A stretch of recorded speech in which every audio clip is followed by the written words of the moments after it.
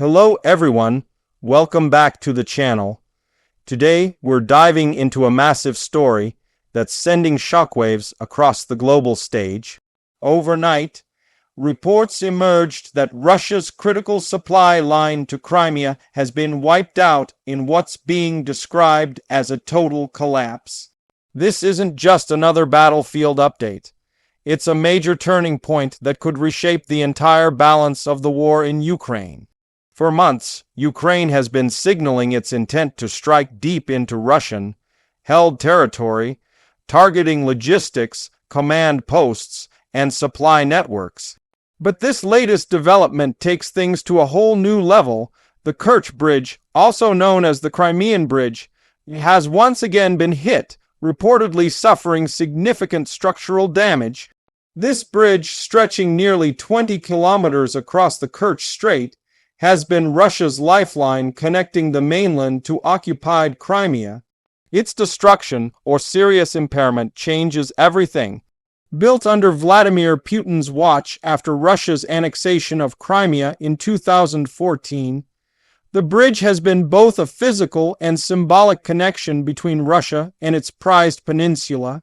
Billions of dollars were poured into its construction, and Putin himself drove a truck across it during its opening to celebrate what he called the reunification of Crimea with Russia.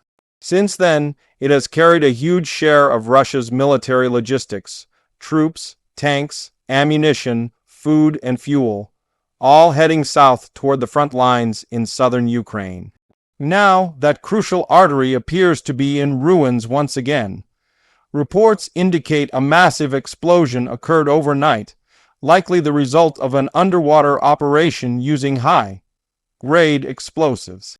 Ukrainian sources claim it was a carefully coordinated strike, using both maritime drones and internal intelligence to hit the exact structural weak points of the bridge's supports. The timing was deliberate early morning hours, when traffic was minimal but impact would be maximum. In the immediate aftermath, Russian authorities rushed to contain the situation, closing off traffic and claiming that repairs were already underway. But satellite images and video footage from the scene suggest that multiple sections of the bridge have buckled or collapsed. While Russia insists that part of the bridge remains operational, the scale of the damage tells a different story. If the rail section or heavy vehicle lanes are compromised, Russia's entire logistical chain into Crimea could grind to a halt. The implications are enormous. For one, this attack cuts directly into Russia's ability to supply its forces entrenched in the southern front, particularly in Kherson and Zaporizhzhia. Those troops depend on the bridge for fuel, ammunition, reinforcements, and medical evacuation. Losing that route means supplies have to be rerouted through makeshift ferries, smaller bridges, or longer overland detours through occupied Melitopol and Mariupol. Each of those alternatives is slower, riskier, and far more vulnerable to further Ukrainian attacks. Strategically, this changes the game. Ukraine's ability to strike such a vital target deep inside Russian-controlled territory demonstrates growing sophistication and reach. It also exposes a glaring vulnerability in Russia's war machine, the over-reliance on a single logistical artery. Without stable access to Crimea, Russia's southern command faces a logistical nightmare. Fuel shortages, delays, and bottlenecks could cripple operations just as Ukraine prepares for renewed offensives. Beyond logistics, the psychological impact of this strike is just as significant. The bridge wasn't merely a piece of infrastructure. It was a powerful symbol of Russian dominance. For Ukrainians, it represented occupation and division. For Russians, it was proof that Crimea was untouchable. By striking it again, Ukraine has shattered that illusion. It's a message to both Russia and the world. Nowhere in occupied territory is safe. What's fascinating is the timing. This strike comes amid reports that Russia has been moving reinforcements and heavy equipment into Crimea ahead of the winter campaign. With the bridge disrupted, those movements are now severely constrained. Military analysts suggest that this could delay Russian offensives and even force the Kremlin to reconsider its plans in the south. Supplies can still move by sea, but the Black Sea has become increasingly hostile territory thanks to Ukrainian naval drones and long-range missile strikes. Meanwhile, the morale factor cannot be overstated. Inside Russia, news of yet another attack on the bridge is likely to stir public frustration and embarrassment. For the Kremlin, which has tried to portray the war as distant and controlled, this incident is a painful reminder that even the most heavily guarded assets are vulnerable. Russian social media channels were filled overnight with footage of explosions, emergency vehicles, and speculation about how such an attack could have happened again under the military's watch. On the Ukrainian side, the mood is jubilant. For Kiev, this is not only a military success, but also a symbolic victory that boosts national morale. It reinforces Ukraine's growing technological edge, particularly in the realm of drone and underwater warfare. Ukrainian officials have hinted that more such operations could follow, targeting supply depots, fuel facilities, and command centers across Crimea and occupied territories. The strategy is clear. Cut off Russia's ability to sustain its forces and let logistical pressure do the rest. Still, experts warn that while the bridge strike is a major achievement, it's not a silver bullet. Russia has proven capable of rapid repair and adaptation in the past. After the first major bridge attack in 2022, the Kremlin restored traffic within weeks, albeit with reduced capacity. This time, however, the damage appears more extensive and the geopolitical environment more challenging. Western intelligence sources suggest that replacement parts and construction materials are harder to source under sanctions, making full restoration unlikely in the short term. There's also the issue of escalation. Every time Ukraine hits targets in Crimea, Russia responds with large-scale missile strikes across Ukraine. The Kremlin may use this latest attack to justify another round of bombardments, targeting energy infrastructure or civilian areas. This cycle of retaliation could intensify, leading to further destruction and hardship on both sides. Yet, despite that risk, Ukraine seems determined to keep pushing. In the bigger picture, this operation underscores how warfare is evolving in the modern era.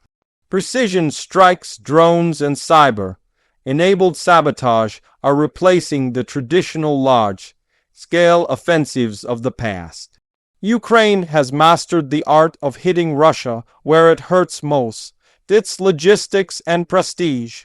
Instead of meeting massive armies head-on, Ukraine is undermining the support systems that keep those armies functional. That's why attacks like this are strategically brilliant. They achieve maximum effect with minimal resources. If Russia can't reliably supply its forces in Crimea, its entire southern front could begin to crumble. History shows that armies starved of fuel and ammunition lose effectiveness rapidly. Already, reports from the front suggest that Russian units are rationing shells and experiencing fuel shortages. The bridge's loss will only worsen these problems, creating cascading effects across the battlefield. For ordinary Crimeans, the disruption also hits home. The bridge is their primary connection to Russia for food, medicine, and essential goods. With traffic restricted and ferries overloaded, prices will rise and shortages could spread. That civilian strain adds another layer of political pressure on Moscow. The Kremlin's narrative of stability in Crimea now faces real cracks, both literal and symbolic. From an international standpoint, this event is being watched closely by Western governments.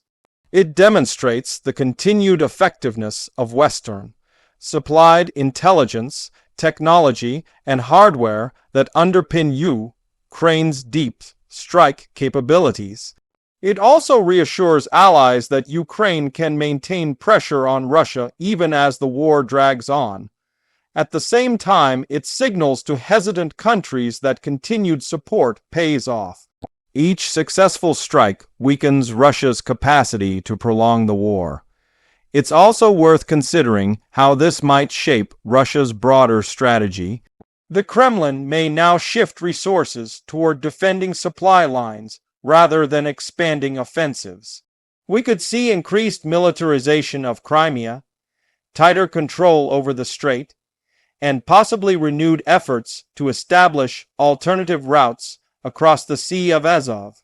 But every defensive measure Russia takes diverts resources from the front line. In other words, Ukraine's attack forces Russia to spend time and money just to stay in place. Analysts are already debating what comes next. Some predict follow-up strikes on smaller bridges and rail links connecting Crimea to occupied Kherson and Zaporizhia. Others believe Ukraine might focus on naval logistics, targeting ships ferrying supplies from ports like Novorossiysk and Rostov-on-Don. Either way, the pressure is mounting, and Russia faces a grim choice: repair a bridge that can be destroyed again, or risk running a war without a reliable lifeline. The propaganda battle around this event is also fierce. Russian state media is downplaying the extent of the damage, calling it a localized incident, and insisting that the bridge remains functional. Ukrainian channels, on the other hand, are celebrating it as a decisive blow. The truth likely lies somewhere in between, but the optics matter. To the global audience, Russia looks vulnerable. To Ukrainians, the strike represents justice for years of occupation and aggression. If there's one lesson from this event, it's that logistics decide wars. You can have the biggest army in the world, but without supply lines, it collapses. Ukraine understands this better than most. Every strike on a depot, a rail hub, or a bridge erodes Russia's ability to sustain its war effort. And as the months go on, those small disruptions accumulate into strategic paralysis. As of now, the Kremlin is scrambling. Emergency repair crews have been deployed, naval patrols increased, and propaganda efforts intensified. But the damage is done. The psychological wound, the knowledge that even Russia's most secure asset can be hit, is something no quick repair can fix. It exposes a deeper truth. Russia's war effort is fragile, built on stretched supply lines and an illusion of control. For Ukraine, this is a moment of validation. Years of developing drone and sabotage capabilities have paid off. It's proof that intelligence, coordination, innovation, and patience can achieve what massive offensives sometimes cannot. The world has witnessed how a small nation, through ingenuity and resilience, can challenge a larger power by targeting the foundations of its strength. Looking forward, we can expect more of this kind of warfare. Ukraine will continue to strike behind enemy lines, and Russia will keep trying to repair, adapt, and retaliate. Each cycle brings new risks, but also new opportunities. The collapse of the Crimean supply line is not just a tactical victory. It's a strategic shift. It's about control of momentum, control of perception, and control of the future. What comes next will depend on how both sides adapt. If Russia fails to restore the bridge quickly or secure alternative routes, its southern forces could find themselves isolated. If Ukraine capitalizes on the disruption, it could open pathways for liberation efforts deeper into occupied territory. The coming weeks will tell whether this was a single stunning blow or the beginning of a larger unraveling. One thing is certain, the war has entered a new phase. The strike on the Crimea supply line marks the moment when deep operations and precision sabotage became the defining tools of modern conflict. The days of slow trench battles are giving way to fast, intelligent strikes that reshape the entire strategic landscape overnight. And for those watching from afar, this moment will be remembered as a turning point, a reminder that even the most powerful war machine can falter when its lifeline is cut. A bridge once built to symbolize domination now stands as a monument to vulnerability. Thank you for watching. If you found this analysis insightful, make sure to like, share, and subscribe for more in-depth breakdowns of global events. Stay tuned for our next update as we continue to follow the fallout from this dramatic development in Crimea and what it means for the future of the war.